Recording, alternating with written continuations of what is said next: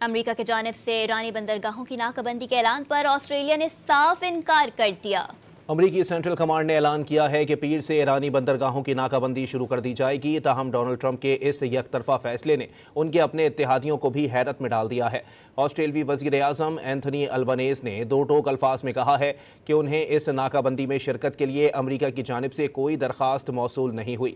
انہوں نے اسے ٹرمپ انتظامیہ کا یک طرفہ اقدام قرار دیتے ہوئے اس میں شامل ہونے سے فی الحال معذرت کر لی ہے۔ امریکہ کی جانب سے ایرانی بندرگاہوں کی ناکہ بندی کے اعلان پر آسٹریلیا نے صاف انکار کر دیا۔ امریکی سینٹرل کمانڈ نے اعلان کیا ہے کہ پیر سے ایرانی بندرگاہوں کی ناکہ بندی شروع کر دی جائے گی، تاہم ڈونلڈ ٹرمپ کے اس یک طرفہ فیصلے نے ان کے اپنے اتحادیوں کو بھی حیرت میں ڈال دیا ہے۔